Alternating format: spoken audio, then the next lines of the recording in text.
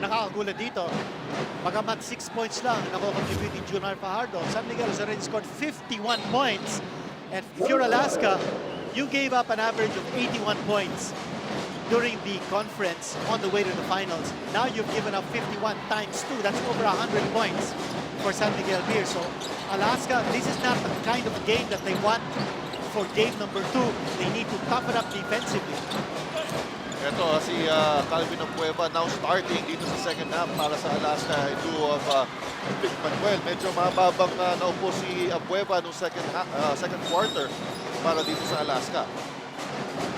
Calvin over to Tony De La Cruz. Shot clock reads 14. Santos clearly visibly bothered by Junmar Fajardo on that play. Erwin Santos over to Lassiter. That's shot clock down to 10. Lassiter for 3. Walang post entry that time, no? Junmar Fajardo. As Calvin Abueva scores against the defense of Erwin Santos. Yan ang energy na binibigay ni Calvin Abueva. There's shoving now between Erwin Santos and si Calvin. And something that started as early as the opening quarter. Fajardo against Santos. Junmar, double team. Here comes Baguio. Baguio against Lassiter. Cyrus all the way. 2 layups given up by the defense here of San Miguel of that turnover, and that's a big concern. Ngayon, biglang lamang na ang Alaska. So the Aces regained the lead at 52-51 early in the third quarter. Entry pass to Junmar, and Santos, hawak-hawak niya yung jersey ni Junmar. As we check this fast break brought to you by Smart Bro, tomorrow's internet. Kaya pagbastan natin maigit yung depensa ng Alaska dito against Junmar Fajardo. Sinasabi natin, Santos doing a good job. But whenever you play itong San Miguel and Junmar Fajardo, it's not only Santos versus Junmar. It's the whole Alaska team against Junmar Fajardo. Well, kanina nung nakakuha ng turnover ng Alaska on Junmar, si Calvin Abueva shut down the baseline and forced that turnover with a double team. Back to the miss, Abueva with a rebound as we go to Apple David. Ang pinagawa dito sa Beermen sa dugout is to eat sugar, either bananas, oranges, or apples. Drink water, keep hydrated dahil it's been a grueling first half and they need to take in all the energy one needs to sustain themselves for the rest of the game. Sa Alaska naman, simple ang sabi ni Coach Alex, they cannot win against SMB in a shootout. Yung first half, hindi daw ganun brand of play sila kailangan. And tama ka kinihit to, they have to focus back on defense. Nico? The spin by Santos. It appears that, Sunny seems to be more offensive-minded tonight compared to his performance in Game 1 wherein he sacrificed his offense. That's right. It's a conscious effort on the offense of Alaska.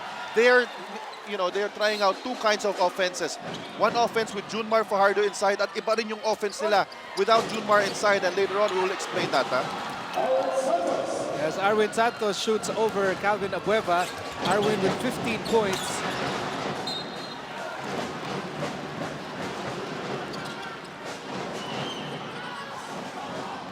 Grabe yung pace ng Alaska is right now dictating the tempo of this third quarter. They are trying to speed up the tempo. Nakikita natin dito, another turnover on the part of San Miguel and another layup on the part of Alaska. And a push coming from the San Miguel Beermen. The foul is against Alex Cabagnot, his second personal. This fast break brought to you by Smart Bro, tomorrow's internet. You know what? Nung first half, itong Alaska, hindi talaga sila nag-full court press ng todo-todo. Parang because they were thinking San Miguel would be ready for that.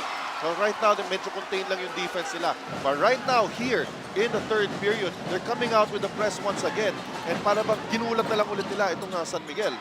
Ang ginagawa nila, binibilisan nila ang laro. You notice, in those occasions na nakascore sila sa transition, wala si Junmar. Junmar is slow. Come back on defense in transition. And that's why they've been able to get those points. Here we go. Again, another transition, 2 points. Junmar trailing not able to establish his defense. Sanitos getting away with 2 points. 59-53 in favor of the Alaska Aces. We'll be back in a moment.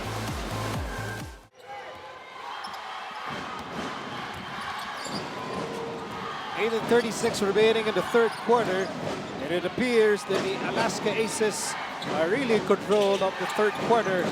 Lassiter against Cyrus Baguio, shot clock down to 10. Lassiter still has the ball, shot clock down to 7, cross-court pass.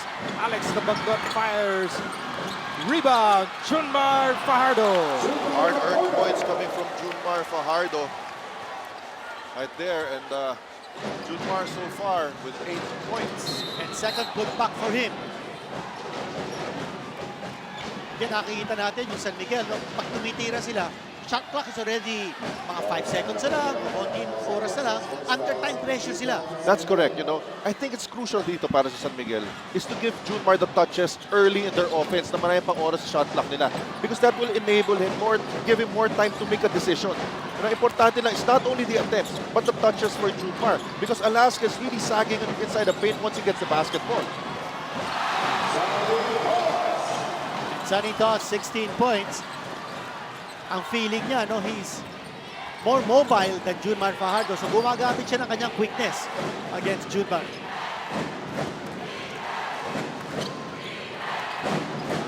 Here's Kabakdon. Marshall Lassiter, baseline move, and he will go to the line for 2 free throws. And I'm well after this again. Next, yeah, just check this tough shot brought to you by DeWalt Power Tools. Guaranteed Dov Sunny with 16 points tonight. You know, I'm going to tell you why this is a good decision for Marshall Lassiter to attack the basket.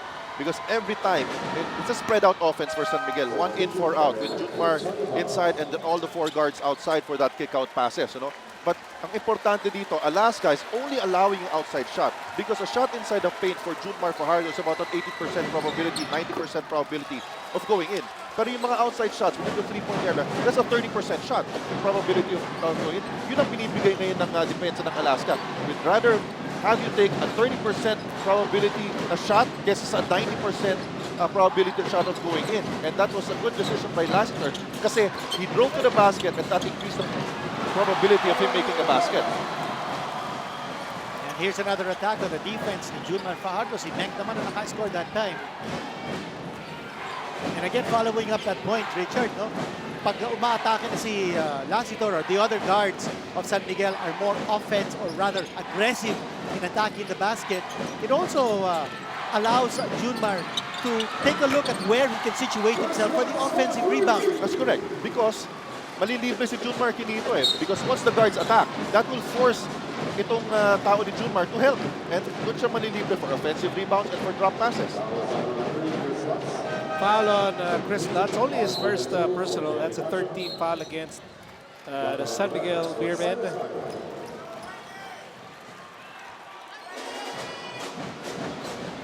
By the way, earlier, 3-point shot was brought to you by PLDT Home DSL, the #1 home broadband, as Eric Meng. This is rebound Lassiter. Lassiter is joined by Arwin Santos, Alex Abagdon, Chris Lutz, and Junmar Fajardo. Here's Arwin, 17-footer is good. That's money in the bank para sa kanya. 17 points na dito para kay Arwin Santos. Now Villanueva at the post.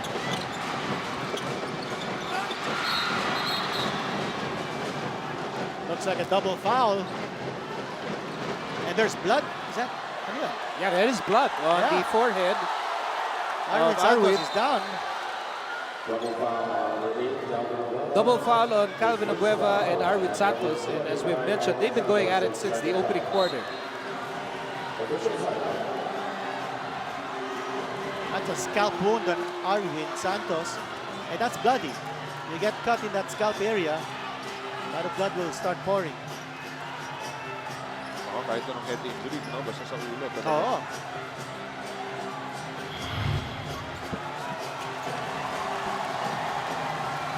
Yun! Nagpaksak. Oo. Pati yung headband natanggal. And look at Arwin. Despite the fact that may tama na siya, lumaban pa. Ha? Oo. Hoping na hindi na makakailangan kailanganin talaga ng stitches ito, no? Oo. I don't think papayag si Arwin to, to sit out the remainder of game number 2. Especially since he's been a major contributor sa offense ng San Miguel. Yes, Nakaka yes. 17 points na si Arwin. 63-62. Aces holding on to a precarious 1-point lead as we cross the halfway mark of the third period. Alex Cabagdon to Marshall Lassiter. There's Lassiter attacking again. Yes. Sayang yan, point blank miss lang yun from Lassiter, but another good decision, for the guards of San Miguel to really attack the basket. Samarad with a rebound. Bierman trying to regain the lead. And Chris Lutz will miss the layup, and the ball goes out and will stay with San Miguel. So even if they're missing their layups, itong San Miguel, conscious na. Really try to get the ball closer to the basket and not just settle for outside shots. And yung offensive rebounding na, no? You get a second chance opportunity. And that's golden in a game like this. Alex Cabagdon with 7 points as Eric Beck gets away. Somebody has to help Junmar here on transition because Junmar is really battling inside. Kumbaga baseline to baseline ang takbo niya eh. Inuunahan siya ng tao. Somebody has to hold the fort until Junmar gets back on defense. I think it's very clear. Yun ang instructions ni Coach Alex Compton. Yan yung si Junmar Fajardo tumakbo. But they want to take advantage of the quickness of Eric Meng at saka si Sanitos in sprinting upcourt to be able to get their easy layups without Junmar blocking the shot. This other drive brought to you by Photon. Empower your business.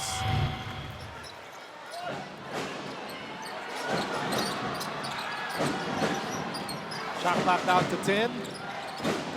Lassiter against Hazul. And Lassiter falls away. Rebound Eric Meng.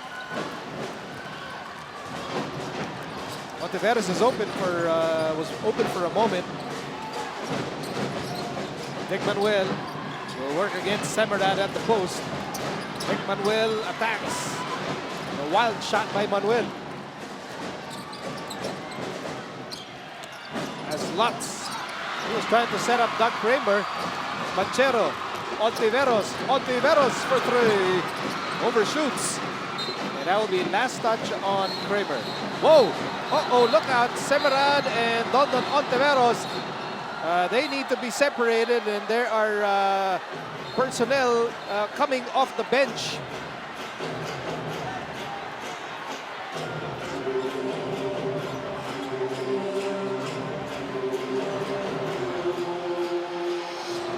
So this started between David Semerad and Dondon Ontiveros.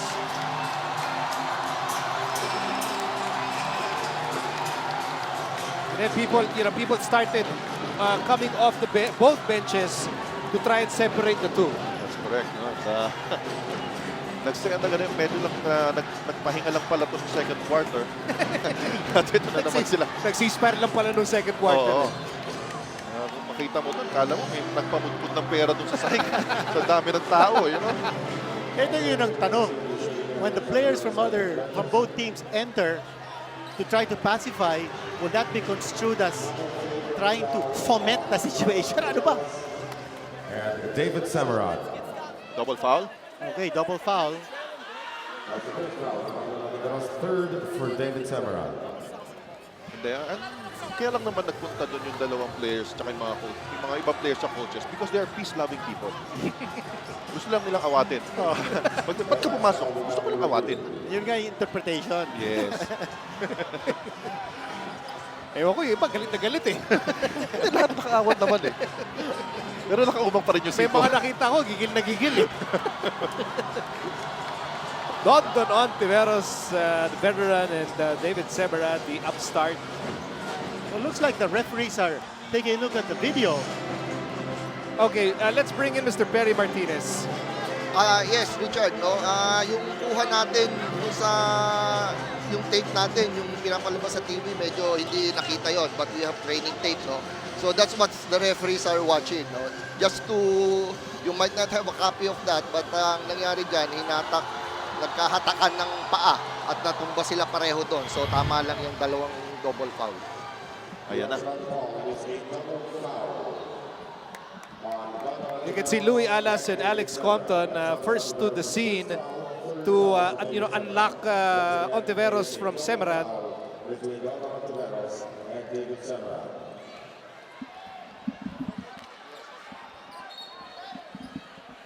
You see the number of interlopers. In other words, usiseros.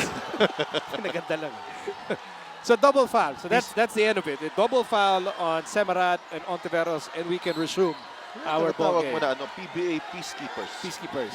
You know, Semerad is not only taller than Don Ontiveros, but he's much bulkier. So, in a confrontation like that, angat-angat si Semerad. Meantime, here's Banchero. 4:08 remaining in the third period. Vic Manuel against Semerad. Shot clock down to 10. Drop step by Manuel. And the ball will be last touch rather, on Lassiter. This is my point, no? Without Junmar Fajardo there. Kanina with Junmar Fajardo, Alaska's running a lot of ball screens doon sa tao ni Junmar. Because, you know, that enables the man of Junmar, Sanitos, to get open looks. Pero ngayon, more of freewheeling offense ngayon for Alaska. They're going to Vic Manuel at the post, more screens. At ito na naman, meron na naman yata flagrant dito na natawag. Yeah, it'll be on Vic Manuel. And, you know, the last two plays of Alaska, precisely because wala si Junmar Fajardo, you saw Vic Manuel posting up Semerad. That's a veteran going up against a rookie. And 2 straight times hindi nakascore si Vic Manuel. Ito, makita natin dito. Ayun. Ito, medyo sinakal na ni Vic Manuel. Medyo. Hindi naman sinakal. Yun. Hinablot lang yung lalamunan. And he just quietly walked away. Bakit? Lagi ko naman nakikita yan sa Top Avenue, yung mga nakasakay ng jeep. Ganyan din, yung mga nasa labas, yung mga snatcher. Okay, again, we bring in Mr. Perry Martinez to sort things out. Mr. Perry? Yes, if you will take a look at the tape here, no, they're battling for the rebound. No? What made this a F1? Yung nagstay yung kamay doon ng ni Vic Manuel, no? He should have let go, no, doon sa sakal na yon, no? Pwede na sanang i-let go yon, regular foul lang, or baka wala pang tawag yon, but naglinger doon yung kamay niya, sinasakal niya yung the other player. That's why this is an F1, rightly so. Oh yeah, thank you, Mr. Perry. I think si Semerad agrees. Dapat nag-let go na si Manuel. So, flagrant foul penalty 1 on Vic Manuel. Therefore, he has to sit down for the moment. Quality minutes being contributed here by Semerad, not only in terms of delivering points, but also his defense against Calvin, tapos against Vic Manuel. Not only that, distracting yung players itong Alaska. Oo. That's putting it nicely. Under 4 minutes left in what has become a very, very interesting third quarter. Doug Kraber sends it to Kabagdor on the left side. By Shot the clock way, reads crucial 13. call yun, because San Miguel regained the lead with those 2 free throws. Plus, meron pa silang possession. Lutz with nowhere to go. He fires anyway. And Lutz somehow got the ball back, and last touch on Banchero.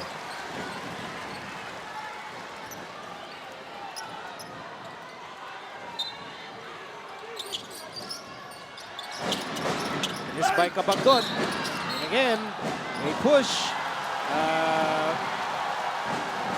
David Semerad getting a lot of camera time. Huh?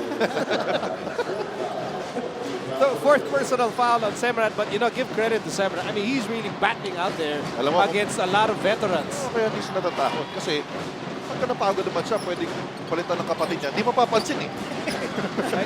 Ba naman team ng kapatid niya? Ha? As Eric Meng was caught dancing to the wrong song. We all thought that we left all the rough housing back in the opening quarter. We were fooled. I think we're going to have rough housing here all the way until the end of the series. As Semerad gets the putback, and the lead is back to 3 points for the San Miguel Beermen. Semerad, 8 points already.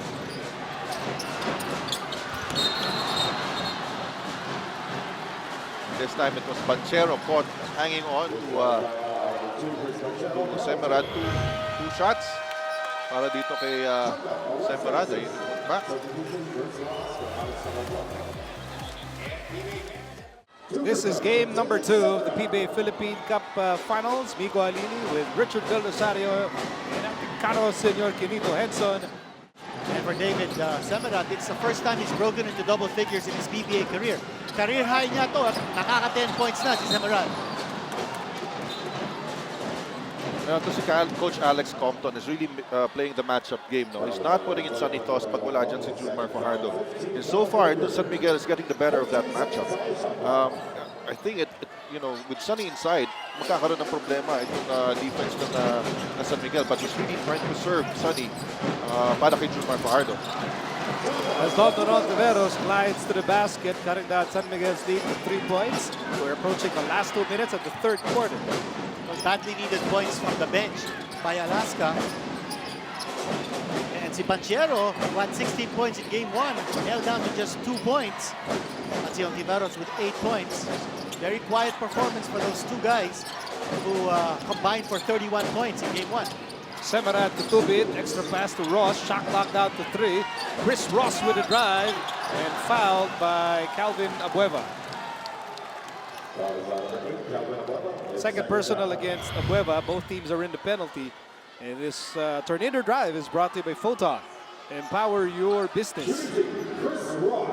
With all the fouls being committed here in the last maybe 5 minutes of the third, bumagal bigla itong third quarter. This is giving itong si Coach Leo Austria confidence of really limiting the minutes of Junmar, keeping him fresh until the fourth quarter. No? Kasi even in the second quarter, or the first quarter, towards the second quarter, medyo pinahinga si Junmar.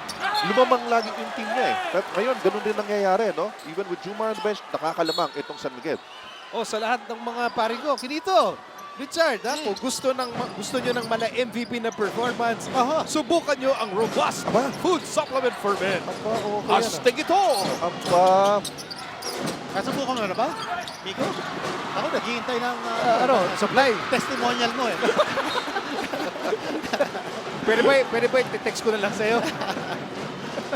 Conservative ako, hindi ko ma-share yan eh. Nakakaganda ba na shooting yan? Ito na si Junmar, bumalik na. With a minute and 40 remaining in the third, here's Ontiveros for 3. Rebound, Abueva blocked by the Kraken. And then an outlet for Ross. Chris Ross all the way.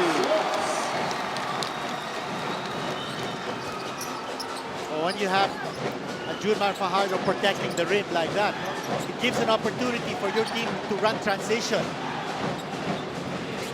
Shot clock reads 12 for the Aces. RJ Azul against Tubid. Shot clock down to 4. Banchero has to create. Shot clock down to 1. And the shot clock expires on Alaska. That's going to be very difficult to beat San Miguel once the defense of San Miguel nakasettle na, no?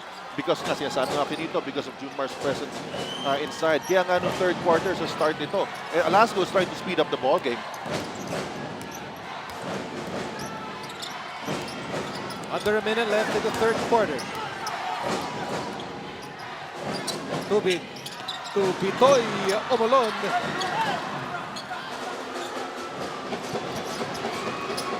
Banchero cross court. RJ Azul won't take the three-point shot.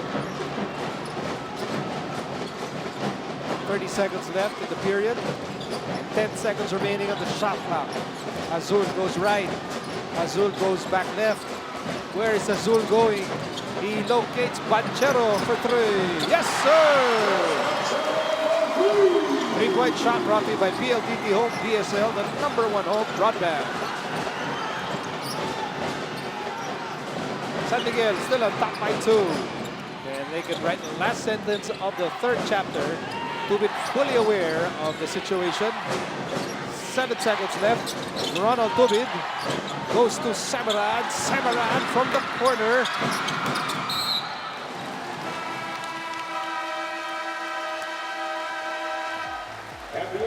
And that ends the quarter with the Beermen holding on to a 2-point lead. 72-70. We have one more quarter remaining in game number 2 of the PBA Philippine Cup Finals. Back in a moment.